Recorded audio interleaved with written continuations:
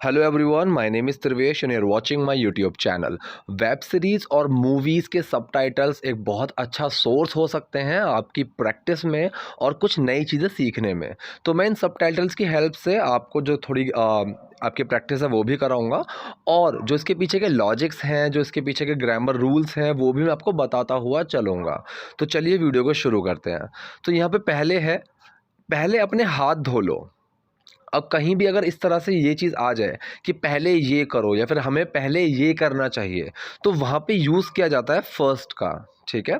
सो यहाँ पे लिखा हुआ है पहले क्या करना है, अपने हाथ धो लो। सो वॉश योर हैंड्स फर्स्ट। अब फिर है उसे नीचे रखो। Put that down. पुट का मतलब क्या होता है, रखना। अब डाउन का मतलब क्या है, नीचे। सो पुट दैट डाउन, उसे नीचे रखो। तो पूरा क्या बना, पहले अपने हाथ धो लो। Wash your hands first. Wash your hands first, उसे नीचे रखो। Put that down. Put that down. तुम पूरे दिन ज़मीन पर क्या करते हो। अब ये काफ़ी कॉमन चीज़ है, हम ऐसे ही बोलते हैं। तुम पूरे दिन फ़ोन में क्या करते हो, तुम पूरे दिन बाहर क्या करते हो। ठीक है। So what on earth do you do all day. ठीक है। या what on phone do you do all day, कि फ़ोन में पूरे दिन क्या करते हो। सो वॉट ऑन अर्थ, ठीक है, कि ज़मीन पर। डू यू डू, अब ये नॉर्मल प्रेजेंट इंडेफिनिट सेंटेंस है जहाँ पे डू का यूज़ होता है, और जो सेकंड डू है वो है करने वाला। जो फर्स्ट वाला डू है व्हाट ऑन अर्थ डू, ये डू है प्रेजेंट इंडेफिनिट वाला, और जो यू के बाद जो डू आ रहा है डू यू डू, ये है करने वाला। ऑल डे, पूरे दिन। ठीक है। अब इसको हम ऐसे भी बोल सकते थे, what do you do all day on earth, कि मतलब ज़मीन पर पूरे दिन क्या करते हो। लेकिन ये भी ठीक है, what on earth do you do all day, ये भी ठीक है। अपने हाथों को देखो। Look at your hands. अब कहीं कुछ देखना अगर होता है तो हम एट का यूज़ करते हैं। ठीक है। Look at that. तो लुक एट योर हैंड्स, अपने हाथों पर देखो। लुक एट योर फेस, अपने चेहरे पर देखो। ठीक है। तो नॉर्मल क्या हो गया, अपने हाथों को देखो और अपने चेहरे को देखो।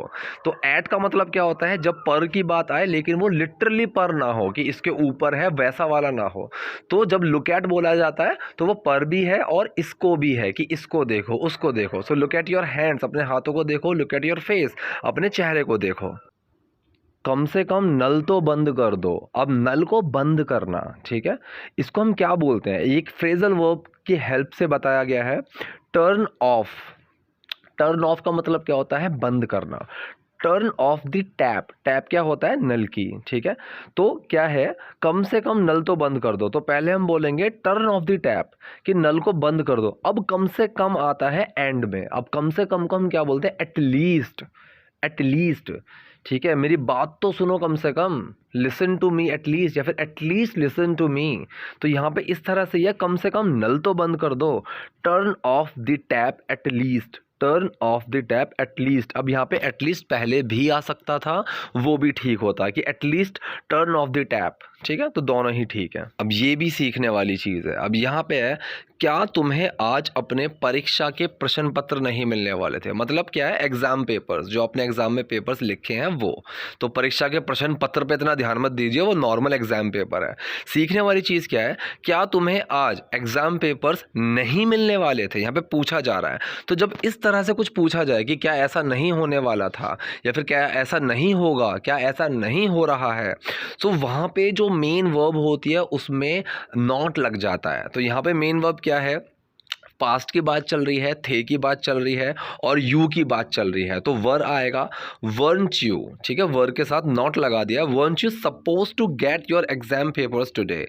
ठीक है। तो ये सपोज टू के ऊपर मैंने एक वीडियो बनाई हुई है, मैं ट्राई करूंगा कि लिंक आपको डिस्क्रिप्शन में डाल दूं। तो सपोज टू का मतलब क्या होता है, कि ऐसी उम्मीद रखी जाना, कि आज तुम्हें ये चीज़ करने की उम्मीद थी, या फिर आज इस चीज़ के होने की उम्मीद थी। तो जहाँ पे इस तरह की चीज़ें आए ना, वहाँ पे हम सपोज टू का यूज़ करते हैं। तो क्या तुम्हें आज अपने एग्जाम पेपर्स नहीं मिलने वाले थे, तो यहाँ पे भी एक उम्मीद आ गई।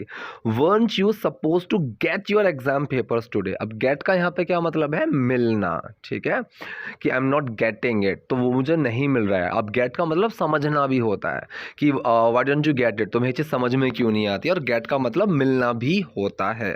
तो इसी सेंटेंस को अगर मैं थोड़ा चेंज कर दूं कि क्या तुम आज कॉल नहीं करने वाले थे, weren't you supposed to call me today, इस तरह से, ठीक है। सो weren't you supposed to get your exam papers today, कि क्या तुम्हें आज अपने परीक्षा के प्रश्न पत्र या फिर एग्जाम पेपर्स नहीं मिलने वाले थे।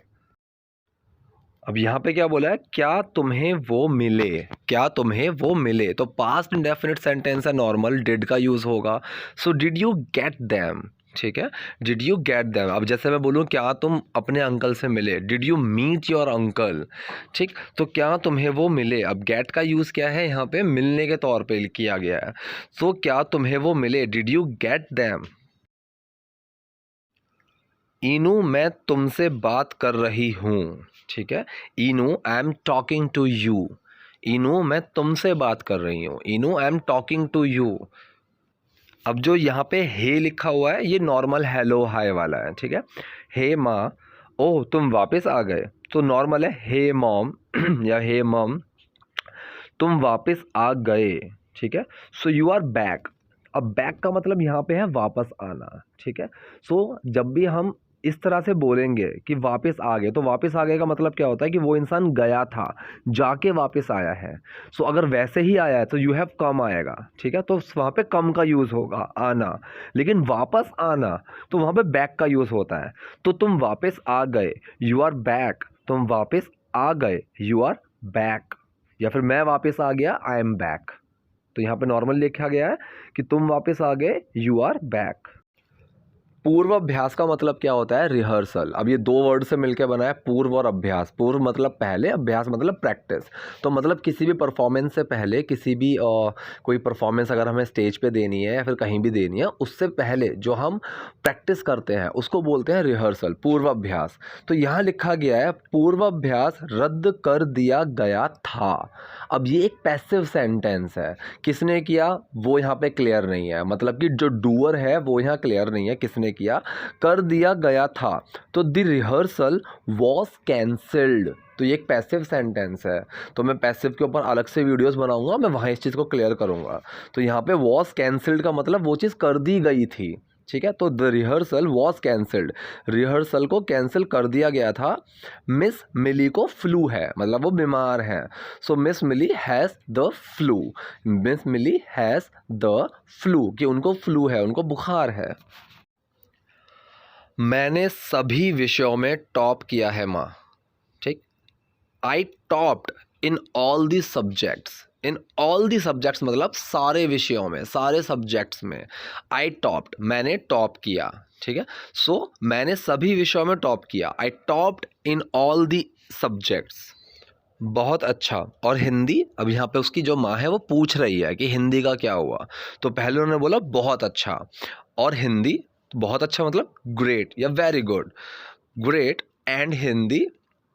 अब ये बोला है सेकंड हिंदी में, मतलब हिंदी में सेकंड आया, तो सेकंड इन हिंदी सिर्फ 2 अंकों से। अब जब ऐसे रह जाना कि मैं इतनी देर से रह गया, मतलब कि 10 सेकंड से मैं लेट हो गया, या फिर मैं 2 नंबर से पीछे रह गया, मैं 1 नंबर से पीछे रह गया, तो वहाँ पे क्या आता है जस्ट बाय, ठीक है। तो जस्ट बाय 2 मार्क्स, सिर्फ 2 अंकों से, जस्ट बाय 2 मार्क्स, सिर्फ 2 अंकों से। सो पूरा क्या बना, सेकंड इन हिंदी सिर्फ 2 अंकों से, जस्ट बाय 2 मार्क्स। इनू तुम्हारा क्या रहा। अब ये जो चीज़ है कि तुम्हारा क्या रहा, इसको हम इस तरह से बोलते हैं व्हाट अबाउट यू, ठीक है, कि तुम्हारे बारे में क्या है। अब जैसे कि नॉर्मल कन्वर्सेशन चल रही है, कोई भी बात चल रही है, मैं बोलूँ कि मैं एक मतलब कि मैं एक टीचर हूँ, दूसरा बोलता है कि मैं डॉक्टर हूँ, तो एक और इंसान है, तो अगर हम उससे सिंपल सा पूछते हैं व्हाट अबाउट यू, तो वहाँ पे सिंपल से आता है कि तुम्हारे बारे में जो टॉपिक चल रहा है इस चीज़ में तुम्हारा क्या है, तो व्हाट अबाउट यू, तुम्हारे बारे में क्या, ठीक है। तो वो भी अपना ऑक्यूपेशन बताएगा। अगर मैं बोलूँ कि मेरी तबीयत ख़राब है, दूसरा बोलता है कि मेरी भी तबीयत ख़राब है, अगर तीसरा वहाँ पे इंसान है तो हम उससे पूछेंगे व्हाट अबाउट यू, कि तुम्हारी तबीयत कैसी है। मुझसे पूछेगा कि यहाँ पे क्यों आया हो, इंटरव्यू के लिए, दूसरे ने बोला कि इंटरव्यू के लिए, तीसरे से पूछा व्हाट अबाउट यू, और तुम इसलिए यहाँ पे क्यों आए हो, तो यहाँ पे नॉर्मल सा पूछा गया है इनू व्हाट अबाउट यू, या फिर हम बोले इनू तुम्हारा क्या रहा, तो इनू व्हाट अबाउट यू, तुम्हारा क्या रहा? तो मतलब तुम्हारा जो एग्ज़ाम है, मतलब तुम्हारा रिज़ल्ट है, तुम्हारा रिज़ल्ट कैसा रहा? इनू तुम्हारा क्या रहा? इनू व्हाट अबाउट यू? अब यहाँ पर भी ये चीज़ सीखने वाली है। अब जब ऐसा है ना, जैसे कोई इंटरव्यू है या फिर कोई एग्ज़ाम है, जब हम उसको पास कर लेते हैं, उसको सॉल्व कर देते हैं, इंटरव्यू में पास हो जाते हैं, तो उस चीज़ के लिए एक टर्म यूज़ होती है क्रैक्ड, ठीक है?